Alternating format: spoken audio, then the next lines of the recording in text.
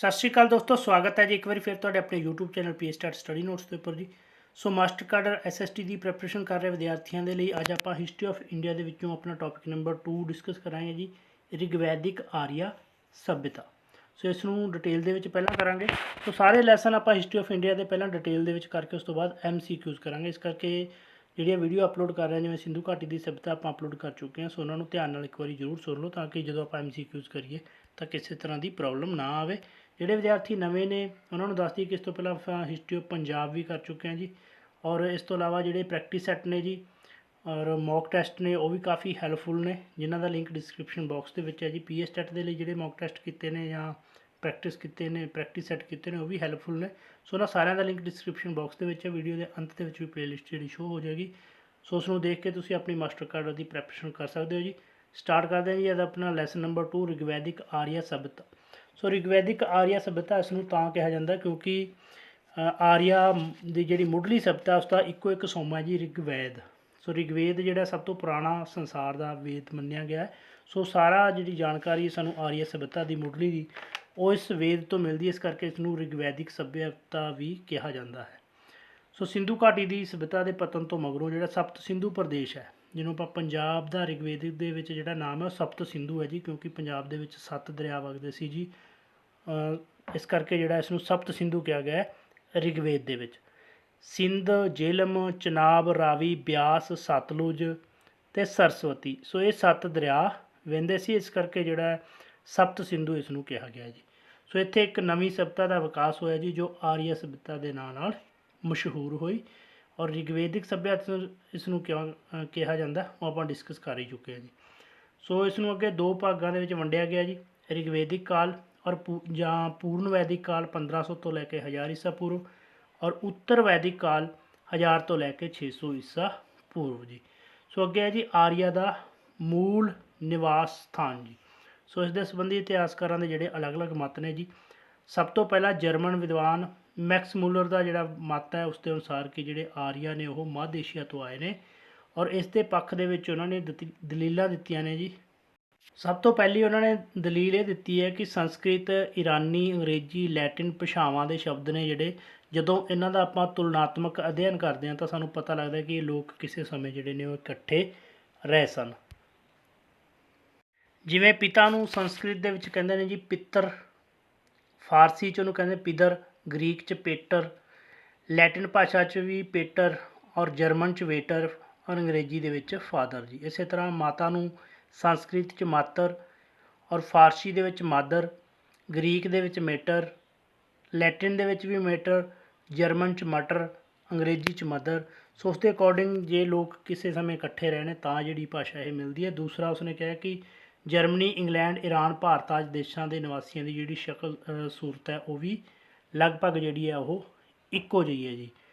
ਸੋ ਉਸ ਦੇ ਅਨੁਸਾਰ ਜਿਹੜਾ ਹੈ ਕਾਫੀ ਹੱਦ ਤੱਕ ਇਹ ਲੋਕ ਮਿਲਦੇ ਜੁਲਦੇ ਨੇ। ਇੰਗਲੈਂਡ ਅਤੇ ਜਰਮਨੀ ਦੇ ਲੋਕ ਲੰਬੇ ਅਤੇ ਗੋਰੇ ਨੇ, ਉਹਨਾਂ ਦੀਆਂ ਅੱਖਾਂ ਵੱਡੀਆਂ, ਨੱਕ ਸੋਹਣੇ ਨੇ। ਪੁਰਾਣੀਆਂ ਮੂਰਤਾਂ ਨੂੰ ਜਦੋਂ ਆਪਾਂ ਵੇਖਦੇ ਹਾਂ ਤਾਂ ਵੇਖਣ ਤੋਂ ਪਤਾ ਲੱਗਦਾ ਕਿ ਪੁਰਾਤਨ ਯੂਨਾਨੀ ਵੀ ਲੰਮੇ ਅਤੇ ਸੁੰਦਰ ਸਨ। ਵੈਦਿਕ ਕਾਲ ਵਿੱਚ ਆਰੀਆ ਦਾ ਜੋ ਵਰਣਨ ਮਿਲਦਾ ਉਸ ਤੋਂ ਪਤਾ ਲੱਗਦਾ ਕਿ ਉਹ ਵੀ ਲੰਮੇ, ਗੋਰੇ ਅਤੇ ਸੰਡੋਲ ਸਰੀਰ ਵਾਲੇ ਸੀ ਜੀ। ਸੋ ਇਸ ਕਰਕੇ ਦੂਸਰਾ ਉਸਨੇ ਇਹ ਦਲੀਲ ਦਿੱਤੀ ਹੈ। ਤੀਸਰੀ ਦਿੱਤੀ ਕਿ ਇਰਾਨੀਆਂ ਦੇ ਧਾਰਮਿਕ ਗ੍ਰੰਥ ਅਵੇਸਤਾ ਅਤੇ ਵੇਦਾਂ ਦੇ ਵਿੱਚ ਵੀ ਕਾਫੀ ਸਮਾਨਤਾ। ਜਦੋਂ ਆਪਾਂ ਇਹਨਾਂ ਨੂੰ ਪੜ੍ਹਦੇ ਹਾਂ ਤਾਂ ਪੜ੍ਹਨ ਤੋਂ ਪਤਾ ਲੱਗਦਾ ਕਿ ਇਹਨਾਂ ਵੇਦਾਂ ਦੀ ਔਰ ਇਹਨਾਂ ਗ੍ਰੰਥਾਂ ਦੀ ਰਚਨਾ ਕਰਨ ਵਾਲੇ ਜਿਹੜੇ ਨੇ ਕਿਸੇ ਸਮੇਂ ਜਾਂ ਤਾਂ ਇਕੱਠੇ ਰਹਿੰਦੇ ਸੀ ਜਾਂ ਜਿਹੜੇ ਹੈ ਇਹ ਭਾਸ਼ਾਵਾਂ ਬੋਲਣ ਵਾਲੇ ਇੱਕ ਦੂਜੇ ਦੇ ਨੇੜੇ ਸੀਗੇ। ਤੀਸਰਾ ਹੈ ਜੀ ਬੋਗਜ਼ ਕੋਈ ਸ਼ਿਲਾਲੇਖ ਹੈ ਜੀ, ਔਰ ਉਸਨੇ ਵੀ ਪੁਸ਼ਟੀ ਕੀਤੀ ਹੈ। ਇਸ ਤੋਂ ਵੀ ਪਤਾ ਲੱਗਦਾ ਕਿ ਪ੍ਰਾਚੀਨ ਕਾਲ ਵਿੱਚ ਜਿਹੜਾ ਹੈ ਮੱਧ ਏਸ਼ੀਆ ਦੇ ਵਾਸੀ ਵੀ ਆਰੀਆ ਲੋਕਾਂ ਦੇ ਪ੍ਰਸਿੱਧ ਦੇਵਤਿਆਂ ਇੰਦਰ ਅਤੇ ਵਰਨ ਦੀ ਪੂਜਾ ਕਰਦੇ ਸੀ ਜੀ। ਸੋ ਇਹ ਮਤ ਦਿੱਤੇ ਨੇ ਜੀ, ਪਰ ਇਹਨਾਂ ਦਾ ਜਿਹੜਾ ਹੈ ਖੰਡਿਤ ਕੀਤਾ, ਇਹਨਾਂ ਮਤਾਂ ਨੂੰ ਡਾਕਟਰ ਸੰਪੂਰਨਾਨੰਦ ਦੁਆਰਾ ਖੰਡਿਤ ਕੀਤਾ ਗਿਆ ਜੀ। ਸੋ ਇੱਥੇ ਜਿਹੜਾ ਕੁਐਸਚਨ ਮੇਨ ਆ ਸਕਦਾ ਹੈ ਕਿ ਕਿਸ ਦੇ ਅਨੁਸਾਰ ਜਿਹੜਾ ਹੈ ਕਿ ਆਰੀਆ ਦਾ ਮੂਲ ਨਿਵਾਸ ਸਥਾਨ ਮੱਧ ਏਸ਼ੀਆ ਹੈ, ਤਾਂ ਜਰਮਨ ਵਿਦਵਾਨ ਮੈਕਸ ਮੂਲਰ ਦੁਆਰਾ। ਦੂਸਰਾ ਉਸਨੇ ਦਲੀਲਾਂ ਕਿਹੜੀਆਂ ਦਿੱਤੀਆਂ ਨੇ ਇਸ ਦੇ ਸੰਬੰਧੀ ਵੀ ਜਿਹੜਾ ਪੁੱਛਿਆ ਉਹ ਜਾ ਸਕਦਾ, ਔਰ ਇਸ ਵਿਚਾਰ ਨੂੰ ਖੰਡਿਤ ਕਿਸ ਨੇ ਕੀਤਾ ਹੈ? ਡਾਕਟਰ ਸੰਪੂਰਨਾਨੰਦ ਦੁਆਰਾ ਖੰਡਿਤ ਕੀਤਾ ਗਿਆ। ਦੂਸਰਾ ਹੈ ਜੀ ਉੱਤਰੀ ਧਰੁਵ ਪ੍ਰਦੇਸ਼ ਤੋਂ ਆਰੀਆ ਜਿਹੜਾ ਬਿਲੋਂਗ ਕਰਦੇ ਸੀ ਜਾਂ ਆਏ ਸੀ। ਇਹ ਜਿਹੜਾ ਵਿਚਾਰ ਹੈ ਉਹ ਬਾਲ ਗੰਗਾਧਰ ਤਿਲਕ ਦੁਆਰਾ ਦਿੱਤਾ ਗਿਆ ਜੀ। ਉਹਨਾਂ ਦੀ ਜਿਹੜੀ ਬੁੱਕ ਹੈ ਜੀ ਆਰਕਟਿਕ ਹੋਮ ਆਫ ਆਰੀਅਨਸ। ਸੋ ਇੱਥੇ ਵੀ ਕੁਐਸਚਨ ਕਾਫੀ ਆ ਜਾਂਦੇ ਨੇ ਜੀ। ਕੁਐਸਚਨ ਪਹਿਲਾ ਬਣ ਸਕਦਾ ਹੈ ਕਿ ਕਿਸ ਦੇ ਅਨੁਸਾਰ ਜਿਹੜੇ ਆਰੀਆ ਨੇ ਉੱਤਰੀ ਧਰੁਵ ਤੋਂ ਆਏ ਨੇ, ਬਾਲ ਗੰਗਾਧਰ ਤਿਲਕ ਦੇ ਅਨੁਸਾਰ, ਔਰ ਕਿਸ ਬੁੱਕ ਦੇ ਵਿੱਚ ਜ਼ਿਕਰ ਕੀਤਾ ਉਹਨਾਂ ਨੇ ਇਸ ਦਾ, ਆਰਕਟਿਕ ਹੋਮ ਆਫ ਆਰੀਆ। ਜਾਂ ਇਹ ਪੁੱਛਿਆ ਜਾ ਸਕਦਾ ਕਿ ਆਰਟਿਕ ਹੋਮ ਆਫ ਆਰੀਆ ਜਿਹੜੀ ਬੁੱਕ ਆ ਉਹ ਕਿਸ ਦੀ ਲਿਖੀ ਹੋਈ ਹੈ। ਸੋ ਉਸ ਦੇ ਵਿੱਚ ਤੇ ਪੱਖ ਦੇ ਵਿੱਚ ਦਲੀਲਾਂ ਦਿੱਤੀਆਂ ਨੇ ਜੀ ਬਾਲ ਗੰਗਾਧਰ ਤਿਲਕ ਨੇ, ਜਿਸ ਦੇ ਵਿੱਚ ਉਹਨਾਂ ਨੇ ਦੱਸਿਆ ਕਿ ਰਿਗਵੇਦ ਵਿੱਚ 6 ਮਹੀਨਿਆਂ ਦੇ ਦਿਨ ਤੇ ਰਾਤ ਦਾ ਜ਼ਿਕਰ ਹੈ, ਜੋ ਕਿ ਉੱਤਰੀ ਧਰੁਵ ਪ੍ਰਦੇਸ਼ 'ਤੇ ਹੀ ਹੈ। ਦੂਸਰਾ, ਰਿਗਵੇਦ ਵਿੱਚ ਲੰਮਾ ਊਸ਼ਾ ਦਾ ਵਰਣਨ ਕੀਤਾ ਗਿਆ ਔਰ ਇਹ ਜਿਹੜੀ ਲੰਮੀ ਊਸ਼ਾ ਹੈ ਇਹ ਜਿਹੜੀ ਉੱਤਰੀ ਧਰੁਵ 'ਤੇ ਹੀ ਮਿਲ ਸਕਦੀ ਹੈ। ਔਰ ਇਸ ਤੋਂ ਇਲਾਵਾ ਜਿਹੜਾ ਵਿਗਿਆਨੀਆਂ ਨੇ ਵੀ ਇਸ ਗੱਲ ਨੂੰ ਸਿੱਧ ਕਰਕੇ ਹਜ਼ਾਰਾਂ ਵਰ੍ਹੇ ਪਹਿਲਾਂ ਉੱਤਰੀ ਧਰੁਵ ਪ੍ਰਦੇਸ਼ ਮਨੁੱਖਾਂ ਦੇ ਵਸਣਯੋਗ ਸੀ, ਇਸ 'ਤੇ ਜਿਹੜਾ ਹੈ ਬਲ ਦਿੱਤਾ ਹੈ। ਸੋ ਇਸ ਦਾ ਵੀ ਵਿਰੋਧ ਜਿਹੜਾ ਹੈ ਡਾਕਟਰ ਸੰਪੂਰਨਾਨੰਦ ਦੁਆਰਾ ਇਸ ਨੂੰ ਜਿਹੜਾ ਖੰਡਿਤ ਕੀਤਾ ਗਿਆ ਹੈ, ਜਾਂ ਇਸ ਦਾ ਵਿਰੋਧ ਜਿਹੜਾ ਕੀਤਾ ਗਿਆ ਕਿ ਇਹ ਜਿਹੜਾ ਵਿਚਾਰ ਹੈ ਉੱਤਰੀ ਧਰੁਵ ਵਾਲਾ ਇਹ ਗਲਤ ਹੈ ਜੋ ਬਾਲ ਗੰਗਾਧਰ ਤਿਲਕ ਨੇ ਦਿੱਤਾ। ਅੱਗੇ ਜੀ ਤਿੱਬਤ ਸੰਬੰਧੀ ਵਿਚਾਰ। ਸੋ ਤਿੱਬਤ ਸੰਬੰਧੀ ਵਿਚਾਰ ਜਿਹੜਾ ਉਹ ਮਹਾਰਿਸ਼ੀ ਸਵਾਮੀ ਦਇਆਨੰਦ ਸਰਸਵਤੀ ਦੁਆਰਾ ਦਿੱਤਾ ਗਿਆ ਜੀ ਆਪਣੀ ਪੁਸਤਕ ਸਤਿਆਰਥ ਪ੍ਰਕਾਸ਼ ਦੇ ਵਿੱਚ ਜੀ। ਔਰ ਇਸ ਤੋਂ ਇਲਾਵਾ ਜਿਹੜਾ ਉਸ ਦੀ ਪੁਸ਼ਟੀ ਕੀਤੀ ਹੈ ਜੀ F.E. ਪਾਰਜਿਟਰ ਨੇ ਏਸ਼ੀਅੰਟ ਇੰਡੀਅਨ ਹਿਸਟੋਰੀਕਲ ਟ੍ਰੈਡੀਸ਼ਨ। ਸੋ ਇਸ ਦੇ ਵਿੱਚ ਉਹਨਾਂ ਨੇ ਜਿਹੜੇ ਹੈ ਇਸ ਦੀ ਸਹਿਮਤੀ ਕੀਤੀ ਹੈ, ਜਾਂ ਆਪਾਂ ਕਹਿ ਸਕਦੇ ਹਾਂ ਕਿ ਸਵਾਮੀ ਦਇਆਨੰਦ ਜੀ ਦੇ ਵਿਚਾਰ ਦੀ ਜਿਹੜੀ ਉਹਨਾਂ ਨੇ ਪ੍ਰੋੜਤਾ ਕੀਤੀ ਹੈ। ਪਰ ਡਾਕਟਰ ਸੰਪੂਰਨਾਨੰਦ ਦੁਆਰਾ ਜਿਹੜਾ ਇਸ ਦਾ ਵਿਰੋਧ ਉਹ ਕੀਤਾ ਗਿਆ। ਔਰ ਇਸ ਦਾ ਆਧਾਰ ਇਹ ਮੰਨਦੇ ਨੇ ਕਿ ਜਿਹੜਾ ਹੈ ਸਵਾਮੀ ਜੀ ਦੇ ਅਨੁਸਾਰ ਆਰੀਆ ਲੋਕ ਸੂਰਜ ਅਤੇ ਅਗਨੀ ਨੂੰ ਬਹੁਤ ਮਹਾਨਤਾ ਦਿੰਦੇ ਸਨ, ਕਿਉਂਕਿ ਉਹਨਾਂ ਦੇ ਦੇਸ਼ ਵਿੱਚ ਸਰਦੀ ਬਹੁਤ ਪੈਂਦੀ ਸੀ ਔਰ ਇਹ ਸਰਦੀ ਪ੍ਰਧਾਨ ਦੇਸ਼ ਜਿਹੜਾ ਉਹ ਤਿੱਬਤ ਹੀ ਹੋ ਸਕਦਾ ਸੀ ਉਹਨਾਂ ਦੇ ਅਨੁਸਾਰ। ਅੱਗੇ ਹੈ ਜੀ ਸਪਤ ਸਿੰਧੂ ਸੰਬੰਧੀ ਵਿਚਾਰ। ਸੋ ਬੰਗਾਲੀ ਵਿਦਵਾਨ ਡਾਕਟਰ ਅਵਿਨਾਸ਼ ਚੰਦਰ ਦਾਸ ਨੇ ਜਿਹੜਾ ਹੈ ਰਿਗਵੇਦਿਕ ਇੰਡੀਆ ਪੁਸਤਕ ਦੇ ਵਿੱਚ ਦੱਸਿਆ ਕਿ ਜਿਹੜੇ ਆਰੀਆ ਲੋਕ ਨੇ ਉਹ ਸਪਤ ਸਿੰਧੂ ਦੇ ਹੀ ਹਨ, ਅਰਥਾਤ ਇੱਥੋਂ ਦੇ ਹੀ ਵਾਸੀ ਹਨ, ਬਾਹਰੋਂ ਕਿਤੋਂ ਨਹੀਂ ਹਨ। ਬਹੁਤ ਇੰਪੋਰਟੈਂਟ ਹੈ। ਔਰ ਇਸ ਦਾ ਸਮਰਥਨ ਕੀਤਾ ਜੀ ਡਾਕਟਰ ਸੰਪੂਰਨਾਨੰਦ ਨੇ, ਗੰਗਾਨਾਥ ਝਾ, DS ਤ੍ਰਿਵੇਦੀ ਨੇ। ਔਰ ਇਸ ਦੇ ਵਿੱਚ ਉਹਨਾਂ ਨੇ ਜਿਹੜਾ ਹੈ ਪੱਖ ਆਪਣੀਆਂ ਦਲੀਲਾਂ ਪੇਸ਼ ਕੀਤੀਆਂ ਨੇ। ਉਸ ਦੇ ਵਿੱਚ ਸਭ ਤੋਂ ਪਹਿਲਾਂ ਹੈ ਕਿ ਰਿਗਵੇਦ ਦੇ ਵਿੱਚ ਜਿਹੜਾ ਸਪਤ ਸਿੰਧੂ ਪ੍ਰਦੇਸ਼ ਦੀ ਮਹਿਮਾ ਹੀ ਜਿਹੜੀ ਉਹ ਗਾਈ ਗਈ ਹੈ। ਔਰ ਰਿਗਵੇਦ ਦੇ ਵਿੱਚ ਜਿਹੜਾ 7 ਨਦੀਆਂ ਦਾ ਨਾਮ ਵੀ ਜਿਹੜਾ ਹੈ, ਜਿਹੜੀਆਂ 7 ਨਦੀਆਂ ਵਹਿੰਦੀਆਂ ਸੀ, ਸਿੰਧੂ, ਜੇਹਲਮ, ਚਨਾਬ, ਰਾਵੀ, ਬਿਆਸ, ਸਤਲੁਜ, ਸਰਸਵਤੀ, ਅਤੇ ਉਹਨਾਂ ਦਾ ਜ਼ਿਕਰ ਕੀਤਾ ਗਿਆ ਜੀ। ਔਰ ਰਿਗਵੇਦ ਦੇ ਵਿੱਚ ਜਿਹੜੇ ਵਰਣਿਤ ਪਸ਼ੂ ਅਤੇ ਪੰਛੀ ਦਰਖਤਾਦ ਨੇ ਉਹ ਵੀ ਜਿਹੜਾ ਹੈ ਇੱਥੇ ਹੀ ਮਿਲਦੇ ਨੇ ਜੀ। ਔਰ ਆਰੀਆ ਦਾ ਮੁੱਖ ਭੋਜਨ ਜਿਹੜਾ ਜੌਂ ਅਤੇ ਕਣਕ ਸੀ ਜੀ, ਉਹ ਵੀ ਜਿਹੜੇ ਇੱਥੇ ਭਰਪੂਰ ਮਾਤਰਾ ਦੇ ਵਿੱਚ ਹੁੰਦੇ ਨੇ ਜੀ। ਔਰ ਇਸ ਤੋਂ ਇਲਾਵਾ ਹੋਰ ਵਿਦਵਾਨਾਂ ਨੇ ਵੀ ਮੱਤ ਦਿੱਤੇ ਨੇ ਜੀ, ਜਿਸ ਦੇ ਵਿੱਚ ਡਾਕਟਰ ਰਾਜਬਾਲੀ ਪਾਂਡੇ, ਉਹਨਾਂ ਦੇ ਅਨੁਸਾਰ ਮੱਧ ਪ੍ਰਦੇਸ਼ ਤੋਂ ਆਏ ਸੀ ਜੀ। ਪੈਕ ਦੇ ਅਨੁਸਾਰ ਜਿਹੜਾ ਹੈ ਆਰੀਆ ਉਹ ਜਰਮਨੀ ਤੋਂ ਆਏ ਨੇ। Doctor P. ਗਾਇਲਜ਼ ਅਤੇ ਮੈਕਡੋਲਡ ਦੇ ਅਨੁਸਾਰ ਆਸਟਰੀਆ ਹੰਗਰੀ ਦੇ ਮੈਦਾਨ ਤੋਂ ਆਏ ਨੇ। ਔਰ ਵਿਲੀਅਮ ਜੋਨਸ ਕਹਿੰਦੇ ਨੇ ਕਿ ਯੂਰਪੀ ਪ੍ਰਦੇਸ਼ ਤੋਂ ਆਏ ਨੇ। ਔਰ G.N. ਝਾ ਦਾ ਅਨੁਸਾਰ ਹੈ ਕਿ ਬ੍ਰਹਮ ਰਿਸ਼ੀ ਪ੍ਰਦੇਸ਼ ਤੋਂ ਆਏ ਨੇ। ਨਿਹਰਿੰਗ ਦੇ ਅਨੁਸਾਰ ਦੱਖਣੀ ਰੂਸ ਤੋਂ। Doctor K.K. ਸ਼ਰਮਾ ਦੇ ਅਨੁਸਾਰ ਹਿਮਾਲਿਆ ਖੇਤਰ ਤੋਂ। ਔਰ ਮੇਅਰ ਅਤੇ ਰੇਹੈਡ ਦੇ ਅਨੁਸਾਰ ਜਿਹੜਾ ਹੈ ਪਾਮੀਰ ਦਾ ਪਠਾਰ ਅਤੇ ਬੈਕਟੀਰੀਆ, ਸੋ ਇੱਥੋਂ ਆਏ ਨੇ ਜੀ। Doctor L.D. ਕੱਲਾ ਅਨੁਸਾਰ ਕਸ਼ਮੀਰ ਅਤੇ ਹਿਮਾਲਿਆ ਪਰਬਤ ਤੋਂ। ਔਰ ਹਰਜ਼ੇਫਲਡ ਦੇ ਅਨੁਸਾਰ ਜਿਹੜਾ ਹੈ ਰੂਸ, ਤੁਰਕਿਸਤਾਨ ਤੋਂ ਆਏ ਨੇ। ਸੰਪੂਰਨਾਨੰਦ ਆਪਾਂ ਪਹਿਲਾਂ ਡਿਸਕਸ ਕਰ ਚੁੱਕੇ ਹਾਂ ਕਿ ਉਹਨਾਂ ਦੇ ਅਨੁਸਾਰ ਇਹ ਭਾਰਤ ਦੇ ਹੀ ਵਾਸੀ ਨੇ ਜੀ। ਸੋ ਐਂਡ 'ਤੇ ਜਿਹੜਾ ਸਿੱਟਾ ਕੱਢਿਆ ਗਿਆ ਜੀ, ਉਸ ਦੇ ਅਨੁਸਾਰ ਆਰੀਆ ਦੇ ਪ੍ਰਾਚੀਨ ਗ੍ਰੰਥਾਂ ਵਿੱਚ ਬਾਹਰੋਂ ਆਉਣ ਦਾ ਜ਼ਿਕਰ ਨਹੀਂ ਹੈ ਜੀ। ਔਰ ਚੀਨ, ਯੂਨਾਨ, ਮੱਧ ਏਸ਼ੀਆ, ਮਿਸਰ ਆਦਿ ਦੇ ਇਤਿਹਾਸਾਂ ਦਾ ਵੀ ਜਿਹੜਾ ਹੈ ਕੋਈ ਸੰਕੇਤ ਨਹੀਂ ਮਿਲਦਾ ਕਿ ਆਰੀਆ ਜਿਹੜਾ ਹੈ ਬਾਹਰੋਂ ਭਾਰਤ ਦੇ ਵਿੱਚ ਆਏ ਨੇ। ਔਰ ਪ੍ਰਾਚੀਨ ਭਾਰਤੀ ਸਾਹਿਤ ਵਿੱਚ ਮਨੁੱਖੀ ਜਾਤੀ ਦਾ ਉਤਪਤੀ ਸਥਾਨ ਜਿਹੜਾ ਹਿਮਾਲਿਆ ਦੱਸਿਆ ਗਿਆ ਜੀ। ਸੋ ਇਹ ਕਿਹਾ ਜਾਂਦਾ ਕਿ ਕਿਉਂਕਿ ਹਿਮਾਲਿਆ ਦੇ ਵਿੱਚ ਜਿਹੜਾ ਹੈ ਮਨੁੱਖ ਲਈ ਸਾਰੇ ਜ਼ਰੂਰੀ ਪਦਾਰਥ ਆਸਾਨੀ ਨਾਲ ਮਿਲ ਸਕਦੇ ਹਨ। ਸੋ ਗੰਗਾਨਾਥ ਝਾ, DS ਤ੍ਰਿਵੇਦੀ, HD ਸੰਕਾਲੀਆ ਆਦਿ ਵਿਦਵਾਨਾਂ ਨੇ ਇਸ ਵਿਚਾਰ ਦਾ ਸਮਰਥਨ ਕੀਤਾ ਕਿ ਪ੍ਰਾਚੀਨ ਆਰੀਆ ਦਾ ਮੂਲ ਨਿਵਾਸ ਜਿਹੜਾ ਸਥਾਨ ਹੈ ਉਹ ਭਾਰਤ ਦੇ ਉੱਤਰ ਪੱਛਮ ਵਿੱਚ ਸੀ, ਜਿੱਥੇ ਮਨੁੱਖ ਨੇ ਸਭ ਤੋਂ ਪਹਿਲਾਂ ਪ੍ਰਵੇਸ਼ ਕੀਤਾ ਸੀ। ਔਰ ਸੰਸਕ੍ਰਿਤ ਭਾਸ਼ਾ ਜੀ, ਜਿਸ ਵਿੱਚ ਆਰੀਆ ਦੇ ਸਾਰੇ ਸਾਹਿਤ ਦੀ ਰਚਨਾ ਕੀਤੀ ਗਈ ਹੈ, ਪ੍ਰਾਚੀਨ ਕਾਲ ਵਿੱਚ ਇਸੇ ਦੇਸ਼ ਦੀ ਹੀ ਮਾਣਯੋਗ ਭਾਸ਼ਾ ਸੀ। ਸੋ ਆਰੀਆਂ ਦਾ ਸਾਰਾ ਜਿਹੜਾ ਵੈਦਿਕ ਸਾਹਿਤ ਹੈ ਉਹ ਵੀ ਭਾਰਤ ਤੋਂ ਹੀ ਮਿਲਿਆ ਹੈ, ਕਿਸੇ ਹੋਰ ਦੇਸ਼ ਤੋਂ ਨਹੀਂ। ਤੀਸਰਾ ਹੈ ਜੀ ਰਿਗਵੇਦ ਵਿੱਚ ਵਰਣਿਤ 7 ਦਰਿਆ। ਸੋ ਉਹ ਵੀ ਇੱਥੇ ਹੀ ਨੇ, ਭਾਰਤ ਦੇ ਵਿੱਚ ਹੀ ਨੇ ਜੀ। ਔਰ ਆਰੀਆ ਲੋਕ ਭਾਰਤ ਤੋਂ ਹੀ ਈਰਾਨ, ਮੱਧ ਏਸ਼ੀਆ ਔਰ ਮਿਸਰ ਅਤੇ ਯੂਨਾਨ ਗਏ ਨੇ ਜੀ। ਸੋ ਅਤੇ ਬਾਅਦ ਦੇ ਵਿੱਚ ਜਿਹੜਾ ਹੈ ਟੋਲਿਆਂ ਦੇ ਰੂਪ ਦੇ ਵਿੱਚ ਵਾਪਸ ਫਿਰ ਭਾਰਤ ਆ ਗਏ ਹੋਣਗੇ, ਇਹ ਵੀ ਮੰਨਿਆ ਜਾਂਦਾ ਹੈ ਜੀ। ਔਰ ਅੱਗੇ ਹੈ ਜੀ, ਕੁਝ ਵਿਦਵਾਨਾਂ ਦੇ ਮਤ ਅਨੁਸਾਰ ਭਾਰਤ ਤੋਂ ਬਾਹਰ ਜਾਣ ਵਾਲੇ ਆਰੀਆ ਦੀ ਸੰਸਕ੍ਰਿਤ ਭਾਸ਼ਾ ਦੇ ਪ੍ਰਭਾਵ ਹੇਠ ਹੀ ਯੂਨਾਨੀ, ਲੈਟਿਨ, ਜਰਮਨ ਆਦਿ ਭਾਸ਼ਾਵਾਂ ਵਿਕਸਿਤ ਹੋਈਆਂ ਨੇ। ਔਰ ਰਿਗਵੇਦ ਵਿੱਚ ਵਰਣਿਤ ਪਸ਼ੂ ਪੰਛੀ ਸਾਰੇ ਦਰਖਤ ਜਿਹੜੇ ਨੇ ਉਹ ਵੀ ਭਾਰਤ ਦੇ ਵਿੱਚ ਹੀ ਨੇ। ਔਰ ਰਿਗਵੇਦ ਵਿੱਚ ਵਰਣਿਤ ਭੂਗੋਲਿਕ ਵੇਰਵੇ ਵੀ ਜਿਹੜੇ ਨੇ ਉਹ ਭਾਰਤ ਦੇ ਵਿੱਚ ਹੀ ਨੇ ਜੀ। ਔਰ ਅੱਗੇ ਹੈ ਜੀ, ਆਰੀਆ ਸ਼ਬਦ ਜਿਹੜਾ ਹੈ ਇਹ ਵੀ ਮੰਨਿਆ ਜਾਂਦਾ ਕਿ ਆਰੀਆ ਸ਼ਬਦ ਜਾਤੀਵਾਚਕ ਨਹੀਂ ਗੁਣਵਾਚਕ ਹੈ, ਜਿਸ ਦਾ ਅਰਥ ਹੈ ਸ੍ਰੇਸ਼ਟ, ਬੁੱਧੀਮਾਨ ਜਾਂ ਉੱਚ ਆਚਰਨ ਵਾਲਾ ਜੀ। ਔਰ ਦੂਸਰੀ ਸਾਈਡ ਅਨਆਰੀਆ ਜਿਹੜਾ ਸ਼ਬਦ ਹੈ ਉਸ ਦਾ ਜਿਹੜਾ ਭਾਵ ਅਰਥ ਹੈ ਦਾਸ, ਦਸਯੂ ਆਦਿ ਜਾਂ ਬੁੱਧੀਹੀਨ, ਘਟੀਆ, ਚਰਿੱਤਰਹੀਨ ਆਦਿ ਜਿਹੜਾ ਲਿਆ ਜਾਂਦਾ ਹੈ ਜੀ। ਸੋ ਇਸ ਕਰਕੇ ਅੰਤ ਵਿੱਚ ਕਿਹਾ ਜਾ ਸਕਦਾ ਕਿ ਆਰੀਆ ਦਾ ਜਿਹੜਾ ਮੂਲ ਨਿਵਾਸ ਸਥਾਨ ਹੈ ਉਹ ਭਾਰਤ ਹੀ ਸੀ ਜੀ। ਸੋ ਅੱਗੇ ਜਿਹੜੇ ਆਗਮਨ ਦੀ ਗੱਲ ਕਰੀਏ ਕਿ ਆਏ ਕਦੋਂ ਸੀ, ਤਾਂ ਪ੍ਰੋਫੈਸਰ ਮੈਕਸੂਲਰ ਦੇ ਅਨੁਸਾਰ 1200 ਤੋਂ 1000 ਈਸਾ ਪੂਰਵ ਦੇ ਵਿੱਚ। ਔਰ ਜੈਕੋਬੀ ਦੇ ਅਨੁਸਾਰ ਜਿਹੜਾ 500 ਈਸਾ ਪੂਰਵ ਦੇ ਵਿੱਚ ਜਿਹੜਾ ਆਗਮਨ ਹੋਇਆ ਸੀ। ਬਾਲ ਗੰਗਾਧਰ ਤਿਲਕ 6000 ਈਸਾ ਪੂਰਵ। ਔਰ ਵਿੰਟਰਨਸ ਦੇ ਅਨੁਸਾਰ ਜਿਹੜਾ 3000 ਈਸਾ ਪੂਰਵ ਜਿਹੜਾ ਇਸ ਦਾ ਆਗਮਨ ਕਾਲ ਹੈ ਉਹ ਦੱਸਿਆ ਗਿਆ।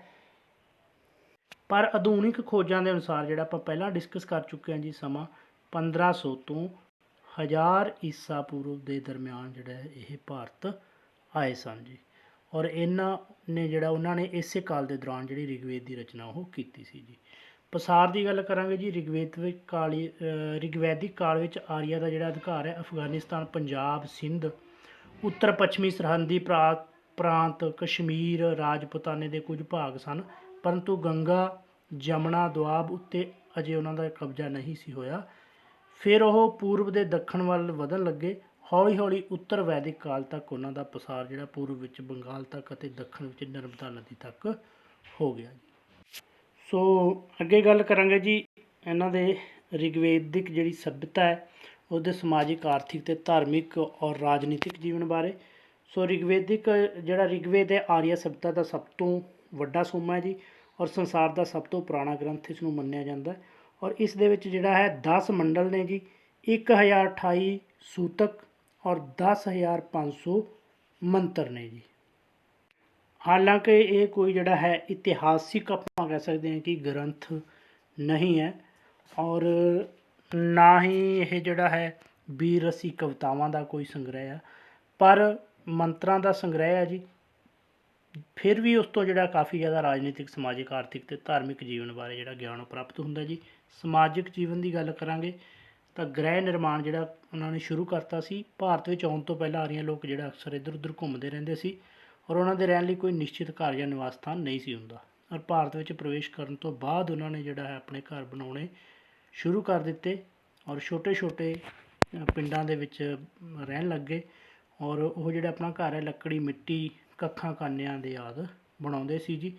ਔਰ ਪਰਿਵਾਰਕ ਜੀਵਨ ਅਤੇ ਵਿਆਹ ਪ੍ਰਣਾਲੀ ਦੀ ਜੇਕਰ ਆਪਾਂ ਗੱਲ ਕਰੀਏ ਤਾਂ ਪਰਿਵਾਰ ਨੂੰ ਜਿਹੜਾ ਹੈ ਕੁੱਲ ਕਿਹਾ ਜਾਂਦਾ ਸੀ, ਔਰ ਪਰਿਵਾਰ ਦੇ ਮੁਖੀ ਨੂੰ ਜਿਹੜਾ ਹੈ ਗ੍ਰਹਿਪਤੀ ਜਾਂ ਕੁਲਪਤੀ ਕਿਹਾ ਜਾਂਦਾ ਸੀ, ਔਰ ਸੰਯੁਕਤ ਪਰਿਵਾਰ ਸੀ ਜੀ। ਔਰ ਪਰਿਵਾਰ ਦਾ ਜਿਹੜਾ ਮੁਖੀ ਹੈ ਉਹ ਅਕਸਰ ਘਰ ਦਾ ਜਿਹੜਾ ਸਭ ਤੋਂ ਬਜ਼ੁਰਗ ਹੁੰਦਾ ਸੀ, ਔਰ ਕੁਟੁੰਬ ਦਾ ਸਵਾਮੀ ਹੁੰਦਾ ਸੀ। ਉਹ ਕੁਟੁੰਬ ਦੀ ਸੰਪੱਤੀ ਦਾ ਮਾਲਕ ਹੁੰਦਾ ਸੀ। ਔਰ ਉਸ ਸਮੇਂ ਜਿਹੜਾ ਹੈ ਪ੍ਰਮੁੱਖ ਜਿਹੜੀ ਗੱਲ ਹੈ ਜੀਵਨ ਸਾਥੀ ਚੁਣਨ ਦੀ ਆਜ਼ਾਦੀ ਸੀ, ਔਰ ਬਾਲ ਵਿਵਾਹ ਦਾ ਜਿਹੜਾ ਰਿਵਾਜ ਨਹੀਂ ਸੀ। ਸੋ ਜਦੋਂ ਪਰਿਪੱਕ ਹੁੰਦੇ ਸੀ ਬੱਚੇ ਵਿਆਹ ਲਈ, ਉਦੋਂ ਹੀ ਵਿਆਹ ਕੀਤਾ ਜਾਂਦਾ ਸੀ, ਔਰ ਵਿਧਵਾ ਨੂੰ ਮੁੜ ਵਿਆਹ ਦੀ ਆਗਿਆ ਸੀ ਜੀ। ਬਹੁਤ ਇੰਪੋਰਟੈਂਟ ਪੁਆਇੰਟ ਨੇ ਜੀ, ਇਹ ਨੋਟ ਕਰ ਲਿਓ ਕਿ ਰਿਗਵੈਦਿਕ ਕਾਲ ਦੇ ਵਿੱਚ ਜਿਹੜਾ ਬਾਲ ਵਿਵਾਹ ਪ੍ਰਚਲਿਤ ਨਹੀਂ ਸੀ, ਜੀਵਨ ਸਾਥੀ ਚੁਣਨ ਦੀ ਆਜ਼ਾਦੀ ਸੀ, ਔਰ ਵਿਧਵਾ ਨੂੰ ਮੁੜ ਵਿਆਹ ਕਰਨ ਦੀ ਆਗਿਆ ਸੀ। ਔਰ ਆਪਾਂ ਕਹਿ ਸਕਦੇ ਹਾਂ ਕਿ ਅੱਜ ਕੱਲ੍ਹ ਦੀ ਵਿਆਹ ਪ੍ਰਣਾਲੀ ਦੇ ਨਾਲ ਕਾਫੀ ਮਿਲਦੀ ਜੁਲਦੀ ਚੀਜ਼ ਜੀ। ਇਸਤਰੀਆਂ ਦੀ ਸਥਿਤੀ ਦੀ ਗੱਲ ਕਰੀਏ ਤਾਂ ਇਸਤਰੀਆਂ ਦਾ ਜਿਹੜਾ ਸਥਾਨ ਹੈ ਉਹ ਉੱਚਾ ਸੀ, ਪਰਦਾ ਪ੍ਰਥਾ ਨਹੀਂ ਸੀ। ਬਹੁਤ ਇੰਪੋਰਟੈਂਟ ਹੈ ਕਿ ਪਰਦਾ ਪ੍ਰਥਾ ਜਿਹੜੀ ਹੈ ਉਹ ਨਹੀਂ ਸੀ। ਪੁੱਛਿਆ ਜਾ ਸਕਦਾ ਹੈ ਕਿ ਰਿਗਵੇਦਿਕ ਕਾਲ ਦੇ ਵਿੱਚ ਪਰਦਾ ਪ੍ਰਥਾ ਸੀ ਜਾਂ ਨਹੀਂ ਸੀ, ਤਾਂ ਨਹੀਂ ਸੀ ਜੀ। ਔਰ ਆਦਰ ਦੀ ਦ੍ਰਿਸ਼ਟੀ ਦੇ ਨਾਲ ਇਸਤਰੀਆਂ ਨੂੰ ਵੇਖਿਆ ਜਾਂਦਾ ਸੀ। ਉਸ ਸਮੇਂ ਜਿਹੜਾ ਹੈ ਇਸਤਰੀਆਂ ਬਿਨਾਂ ਕਿਸੇ ਰੋਕ ਦੇ ਮਰਦਾਂ ਦੇ ਨਾਲ ਕੰਮ ਕਰ ਸਕਦੀਆਂ ਸੀ, ਔਰ ਮਰਦਾਂ ਦੀ ਤਰ੍ਹਾਂ ਸਿੱਖਿਆ ਪ੍ਰਾਪਤ ਕਰ ਸਕਦੀਆਂ ਸੀ। ਔਰ ਬਹੁਤ ਸਾਰੀਆਂ ਵਿਦਵਾਨ ਇਸਤਰੀਆਂ ਵੀ ਉਸ ਸਮੇਂ ਹੋਈਆਂ ਨੇ, ਜਿਵੇਂ ਅਪਾਲਾ, ਵਿਸ਼ਵਵਾਰਾ, ਕੋਸ਼ਾ, ਪਲਾਸ ਮੁਦਰਾ, ਨਿਵਾਤਰੀ, ਜਿਹੜੀਆਂ ਪ੍ਰਸਿੱਧ ਔਰਤਾਂ ਸੀ। ਔਰ ਇੰਪੋਰਟੈਂਟ ਹੈ ਕਿ ਸਤੀ ਪ੍ਰਥਾ ਜਿਹੜੀ ਪ੍ਰਚਲਿਤ ਨਹੀਂ ਸੀ, ਬਲਕਿ ਜਿਹੜੀ ਵਿਧਵਾ ਵਿਆਹ ਦੀ ਪ੍ਰਥਾ ਪ੍ਰਚਲਿਤ ਸੀ। ਅੱਗੇ ਹੈ ਜੀ ਸਮਾਜਿਕ ਅਵਸਥਾ ਦੇ ਵਿੱਚ ਜਾਤੀ ਪ੍ਰਥਾ। ਜਾਤੀ ਭੇਦ ਨਹੀਂ ਸੀ ਜੀ। ਔਰ ਆਰੀਆ, ਦੋ ਤਰ੍ਹਾਂ ਦੇ ਵਰਗ ਸਿਰਫ ਜ਼ਰੂਰ ਬਣੇ ਹੋਏ ਸੀ। ਆਰੀਆ ਜਿਹੜੇ ਗੋਰੇ ਰੰਗ ਦੇ ਸੀ, ਔਰ ਅਨਾਰੀਆ ਕਾਲੇ ਰੰਗ ਦੇ ਜੀ। ਔਰ ਕੰਮ ਦੇ ਆਧਾਰ 'ਤੇ 4 ਸ਼੍ਰੇਣੀਆਂ ਸੀ ਜੀ। ਬ੍ਰਾਹਮਣ, ਪੜ੍ਹਨ ਪੜ੍ਹਾਉਣ ਅਤੇ ਯੱਗ ਕਰਨ ਵਾਲੇ ਲੋਕ ਜਿਹੜੇ ਨੇ ਉਹ ਪੁਰੋਹਿਤ ਜਾਂ ਬ੍ਰਾਹਮਣ ਕਹਿੰਦੇ ਸੀ ਜੀ। ਔਰ ਯੁੱਧ 'ਤੇ ਰਾਜ ਕਰਨ ਵਾਲੇ ਜਿਹੜੇ ਨੇ ਉਹ ਖੱਤਰੀ ਜਾਂ ਕਸ਼ੱਤਰੀ ਕਿਹਾ ਜਾਂਦਾ ਸੀ ਉਹਨਾਂ ਨੂੰ। ਔਰ ਉਸ ਤੋਂ ਬਾਅਦ ਜਿਹੜਾ ਹੈ ਖੇਤੀ ਵਪਾਰ ਕਰਨ ਵਾਲੇ ਜਿਹੜੇ ਵੈਸ਼ ਸੀਗੇ। ਔਰ ਸਭ ਤੋਂ ਥੱਲੇ ਜਿਹੜੀ ਕੈਟਾਗਰੀ ਸੀ ਸਭ ਸ਼੍ਰੇਣੀਆਂ ਦੀ ਸੇਵਾ ਕਰਨ ਵਾਲੀ ਆਪਾਂ ਕਹਿ ਸਕਦੇ ਹਾਂ ਉਹ ਸੀ ਜੀ ਸ਼ੂਦਰ ਜੀ। ਔਰ ਰਿਗਵੇਦ ਦੇ 10ਵੇਂ ਮੰਡਲ ਦੇ ਵਿੱਚ ਪੁਰਸ਼ ਸੂਤਕ ਵਿੱਚ ਕਿਹਾ ਗਿਆ ਕਿ ਬ੍ਰਹਮਾ ਦੇ ਮੂੰਹ ਤੋਂ ਬ੍ਰਾਹਮਣ, ਬਾਹਾਂ ਤੋਂ ਕਸ਼ੱਤਰੀ, ਪੇਟ ਤੋਂ ਵੈਸ਼ ਅਤੇ ਪੈਰਾਂ ਤੋਂ ਸ਼ੂਦਰ ਪੈਦਾ ਹੋਏ ਨੇ। ਸੋ ਇਸ ਤੋਂ ਇਸ਼ਾਰਾ ਮਿਲਦਾ ਕਿ ਰਿਗਵੇਦਿਕ ਕਾਲ ਵਿੱਚ ਜਾਤੀ ਭੇਦ ਜਿਹੜਾ ਪੈਦਾ ਜ਼ਰੂਰ ਹੋ ਚੁੱਕਿਆ ਸੀ, ਪਰ ਜਿਹੜਾ ਹੈ ਜਾਤੀ ਪ੍ਰਥਾ ਪੂਰੀ ਕਠੋਰ ਨਹੀਂ ਸੀ। ਔਰ ਇਹ ਵੀ ਕਿਹਾ ਜਾਂਦਾ ਕਿ ਇਹ ਜਿਹੜਾ ਸ਼ਲੋਕ ਹੈ ਰਿਗਵੇਦ ਦੇ ਸ਼ਲੋਕਾਂ ਦੇ ਸੈਂਕੜੇ ਸਾਲ ਤੋਂ ਪਿੱਛੋਂ ਬਣਿਆ ਹੋਇਆ ਹੈ, ਜਿਸ ਤਰ੍ਹਾਂ ਕਿ ਇਸ ਦੀ ਬੋਲੀ ਅਤੇ ਵਿਚਾਰ ਤੋਂ ਪ੍ਰਗਟ ਹੁੰਦਾ। ਫਿਰ ਇਸ ਸ਼ਲੋਕ ਨੂੰ ਜੇਕਰ ਆਪਾਂ ਛੱਡ ਦਈਏ ਤਾਂ ਸਾਰੇ ਰਿਗਵੇਦ ਵਿੱਚ ਹੋਰ ਕਿਤੇ ਵੀ ਜਾਤੀ ਪ੍ਰਥਾ ਦਾ ਜ਼ਿਕਰ ਜਿਹੜਾ ਉਹ ਨਹੀਂ ਕੀਤਾ ਗਿਆ। ਸੋ ਇਸ ਕਰਕੇ ਆਪਾਂ ਕਹਿ ਸਕਦੇ ਹਾਂ ਕਿ ਜਾਤੀ ਪ੍ਰਥਾ ਜਿਹੜੀ ਹੈ ਜਾਤੀ ਭੇਦ ਨਹੀਂ ਸੀ। ਸਿਰਫ ਜਿਹੜਾ ਹੈ ਕੰਮ ਦੇ ਆਧਾਰ 'ਤੇ 4 ਸ਼੍ਰੇਣੀਆਂ ਦੇ ਵਿੱਚ ਸਮਾਜ ਵੰਡਿਆ ਹੋਇਆ ਸੀ ਜੀ। ਭੋਜਨ ਦੀ ਗੱਲ ਕਰਾਂਗੇ ਜੀ, ਮੁੱਖ ਰੂਪ ਦੇ ਵਿੱਚ ਕਣਕ, ਜੌਂ, ਦੁੱਧ, ਦਹੀਂ, ਘਿਓ, ਮੱਖਣ, ਚਾਵਲ, ਸਬਜ਼ੀਆਂ, ਫਲਾਂ ਦਾ ਪ੍ਰਯੋਗ ਕਰਦੇ ਸੀ। ਔਰ ਬੈਲ, ਭੇਡ, ਬੱਕਰੀ ਦਾ ਮਾਸ ਜਿਹੜਾ ਉਹ ਖਾਂਦੇ ਸੀ। ਦਾਲਾਂ ਦਾ ਵੀ ਵਰਣਨ ਆਉਂਦਾ, ਪਰ ਯਾਦ ਰੱਖਣਾ ਕਿ ਲੂਣ ਦਾ ਜਿਹੜਾ ਵਰਣਨ ਹੈ ਉਹ ਰਿਗਵੇਦ ਦੇ ਵਿੱਚ ਕਦੇ ਵੀ ਨਹੀਂ ਆਉਂਦਾ। ਔਰ ਸੋਮਰਸ ਅਤੇ ਸੁਰਾ ਵੀ ਇੱਕ ਤਰ੍ਹਾਂ ਦਾ ਜਿਹੜਾ ਨਸ਼ਾ ਸੀ ਜੀ ਉਸ ਦਾ ਪ੍ਰਯੋਗ ਕਰਦੇ ਸੀ। ਔਰ ਸੋਮਰਸ ਜਿਹੜਾ ਲੈਣਾ ਬੁਰਾ ਨਹੀਂ ਸੀ ਮੰਨਿਆ ਜਾਂਦਾ, ਕਿਉਂਕਿ ਯੱਗਾਂ ਦੇ ਸਮੇਂ ਜਿਹੜਾ ਸੋਮਰਸ ਦੇਵਤਿਆਂ ਨੂੰ ਭੇਂਟ ਕੀਤਾ ਜਾਂਦਾ ਸੀ ਜੀ। ਸੋ ਅੱਗੇ ਗੱਲ ਕਰਾਂਗੇ ਜੀ ਪਹਿਰਾਵੇ ਦੀ। ਪਹਿਰਾਵੇ ਦੇ ਵਿੱਚ ਹੈ ਜੀ 3 ਤਰ੍ਹਾਂ ਦੇ ਕੱਪੜੇ ਸੀ ਜੀ, ਨੀਵੀਂ, ਵਾਸ ਅਤੇ ਅਧਿਵਾਸ। ਨੀਵੀਂ ਦੇ ਵਿੱਚ ਆ ਜਾਂਦਾ ਜੀ ਥੱਲੜੇ ਹਿੱਸੇ 'ਤੇ ਜਿਹੜੇ ਪਹਿਨਦੇ ਸੀ ਕੱਪੜੇ, ਲੰਗੋਟੀ, ਧੋਤੀ ਹੋ ਗਈ ਜੀ। ਵਾਸ ਹੋ ਗਿਆ ਸਰੀਰ ਦੇ ਵਿਚਕਾਰਲੇ ਹਿੱਸੇ 'ਤੇ ਪਹਿਨਣ ਵਾਲੇ ਕੱਪੜੇ, ਕਮੀਜ਼, ਕੁੜਤਾ ਆਦਿ। ਔਰ ਅਧਿਵਾਸ ਦੇ ਵਿੱਚ ਆ ਗਏ ਸਿਰ 'ਤੇ ਬੰਨ੍ਹਣ ਵਾਲੇ ਕੱਪੜਾ ਜਿਵੇਂ ਪਗੜੀ ਆਦਿ। ਔਰ ਕੱਪੜੇ ਜਿਹੜੇ ਨੇ ਸੂਤੀ, ਉੱਨੀ ਅਤੇ ਰੇਸ਼ਮੀ ਹੁੰਦੇ ਸੀ ਜੀ। ਗਹਿਣਿਆਂ ਦੇ ਵਿੱਚ ਸੋਨੇ ਚਾਂਦੀ ਦੇ ਗਹਿਣੇ ਪਹਿਨਦੇ ਸੀ ਜੀ, ਜਿਸ ਦੇ ਵਿੱਚ ਹਾਰ, ਕੁੰਡਲ, ਅੰਗਦ, ਗਜਰੇ, ਕੰਠੇ ਆਦਿ ਸੀ ਜੀ। ਔਰ ਮਨੋਰੰਜਨ ਦੇ ਲਈ ਘੋੜ ਦੌੜਾਂ, ਰੱਥਾਂ ਦੀ ਦੌੜ, ਨਾਚ ਗਾਣੇ, ਜੂਆ, ਸ਼ਿਕਾਰ ਆਦਿ ਕਰਦੇ ਸੀ ਜੀ। ਔਰ ਨੈਤਿਕ ਭਾਵਨਾ ਦੀ ਗੱਲ ਕਰਾਂਗੇ ਤਾਂ ਨੈਤਿਕ ਭਾਵਨਾ ਜਿਹੜੀ ਹੈ ਬੜੀ ਪ੍ਰਬਲ ਸੀ। ਚੋਰਾਂ, ਡਾਕੂਆਂ, ਪਾਪੀਆਂ ਅਤੇ ਝੂਠੇ ਲੋਕਾਂ ਤੋਂ ਨਫ਼ਰਤ ਸੀ ਜੀ। ਸਿੱਖਿਆ ਜਿਹੜੀ ਆ ਉਹ ਮੂੰਹ ਜ਼ਬਾਨੀ ਹੁੰਦੀ ਸੀ ਅਤੇ ਵੇਦ ਮੰਤਰਾਂ ਦੀ ਹੁੰਦੀ ਸੀ ਜੀ।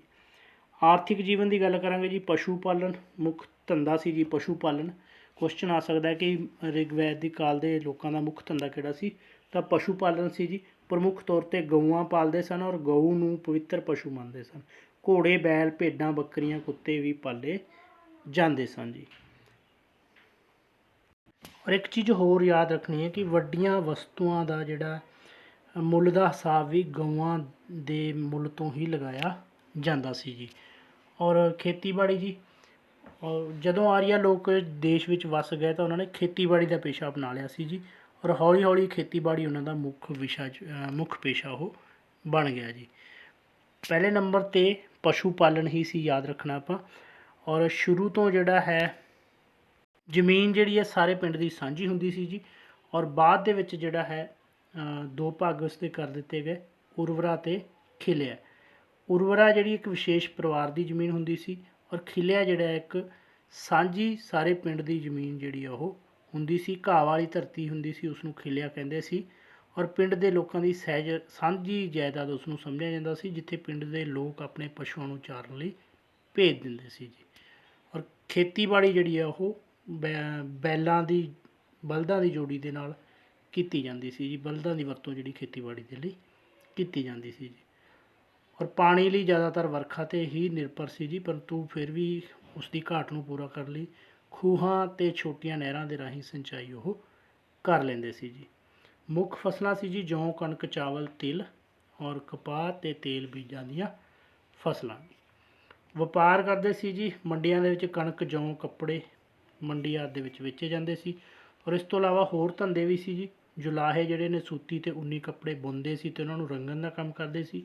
ਤਰਖਾਣ ਹੱਲ ਬਣਾਉਂਦੇ ਸੀ, ਰੱਥ ਬਣਾਉਂਦੇ ਸੀ। ਛਕੜੇ, ਬੇੜੀਆਂ, ਲੁਹਾਰ ਲੋਹੇ ਦਾ ਕੰਮ ਕਰਦੇ ਸੀ, ਜਿਸ ਦੇ ਵਿੱਚ ਸੂਈਆਂ, ਉਸਤਰੇ, ਨੇਜੇ, ਤਲਵਾਰਾਂ, ਢਾਲਾਂ ਆਦਿ ਬਣਾਉਂਦੇ ਸੀ। ਸੁਨਿਆਰੇ ਗਹਿਣੇ ਬਣਾਉਂਦੇ ਸੀ ਜੀ।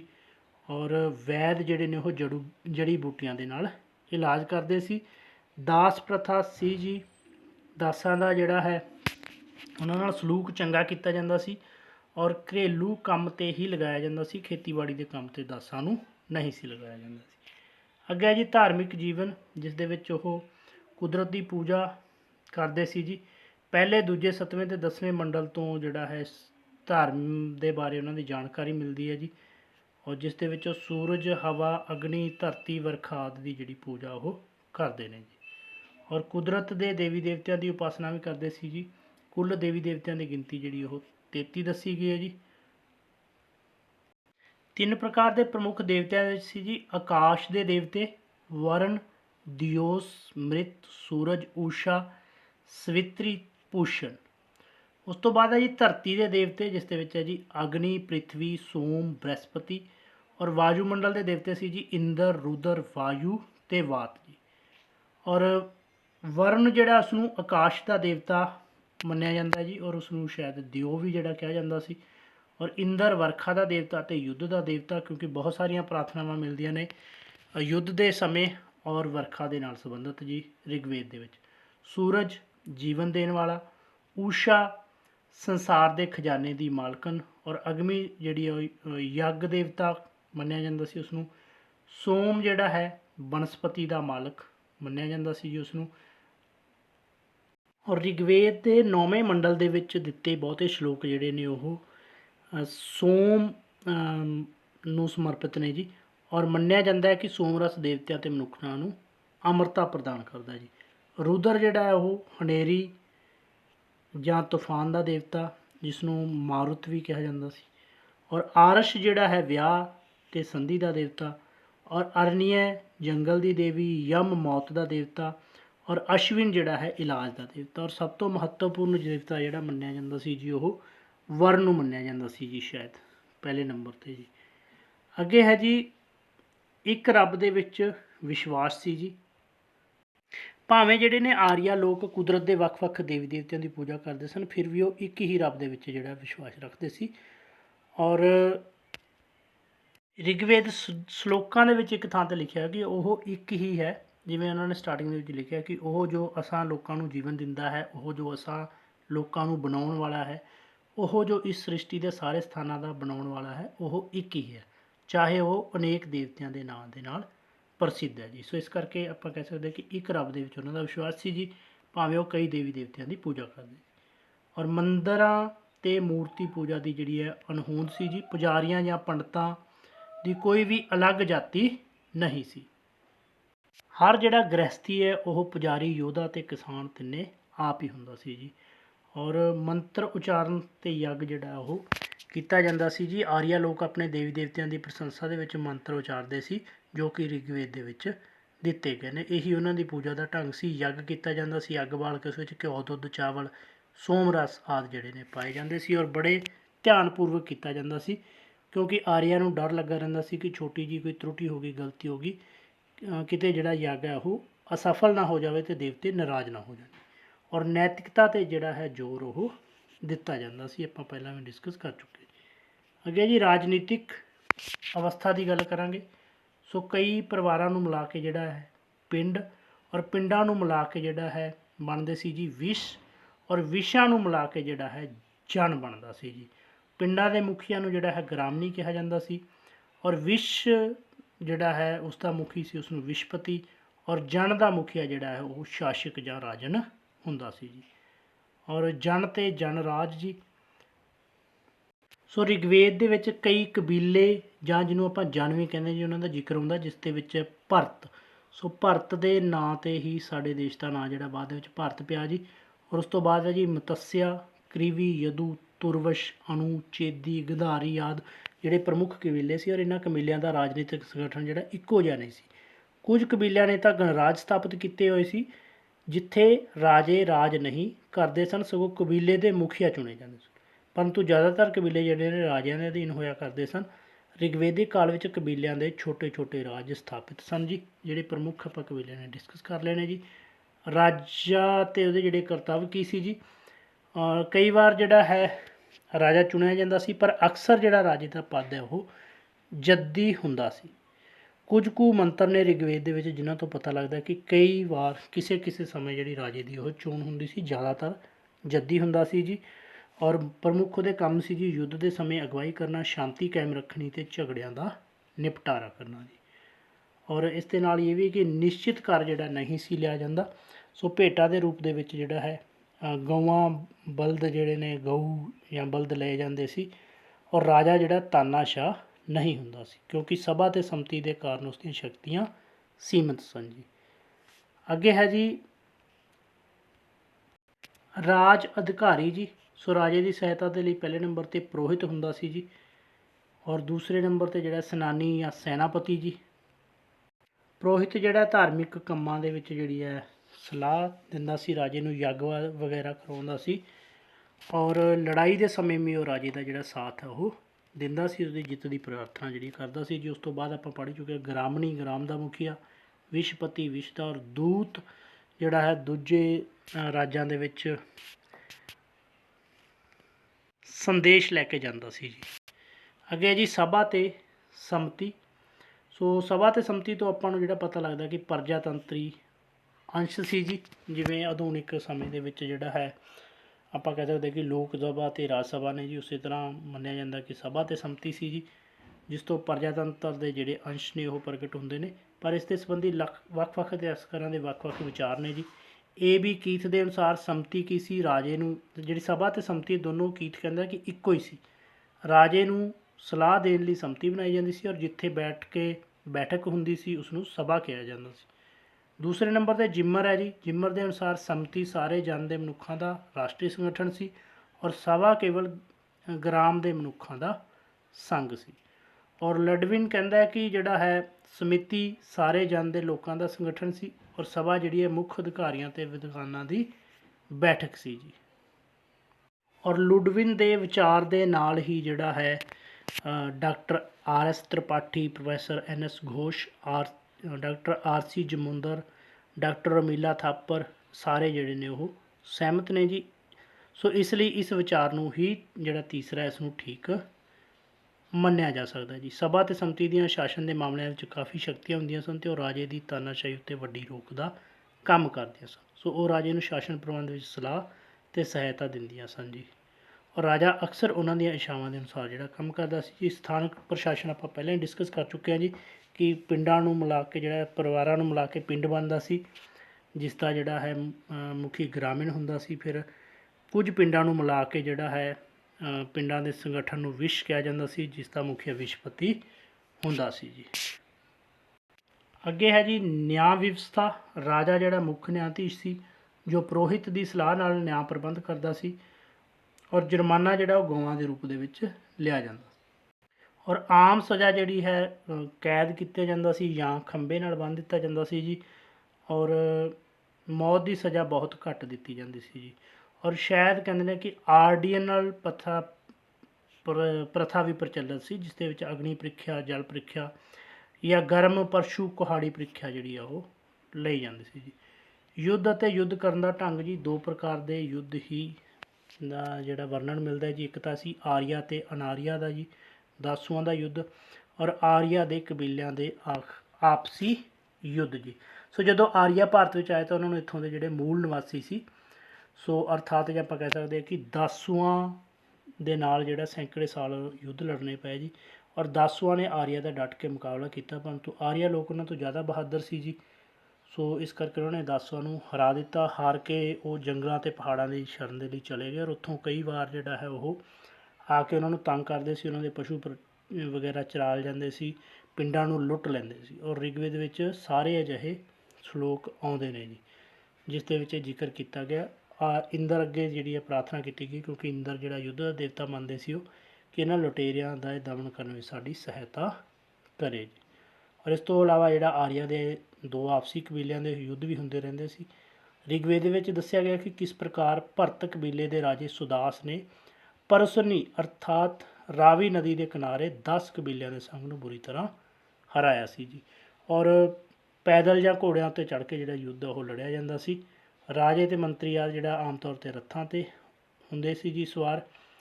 ਔਰ ਰਿਗਵੇਦ ਤੋਂ ਇਹ ਵੀ ਪਤਾ ਚੱਲਦਾ ਕਿ ਆਰੀਆ ਦੇ ਲੜਨ ਦੇ ਜਿਹੜੇ ਮੁੱਖ ਸ਼ਾਸਤਰ ਸੀ ਉਹ ਧਨੁਸ਼, ਤੀਰ, ਬਰਛੇ, ਨੇਜੇ, ਕੁਹਾੜੇ, ਤਲਵਾਰਾਂ ਅਤੇ ਢਾਲਾਂ ਆਦਿ ਸਨ ਜੀ। ਸੋ ਇਹ ਸੀ ਜੀ ਅੱਜ ਦਾ ਆਪਣਾ ਜਿਹੜਾ ਟੌਪਿਕ ਸੀ ਜੀ।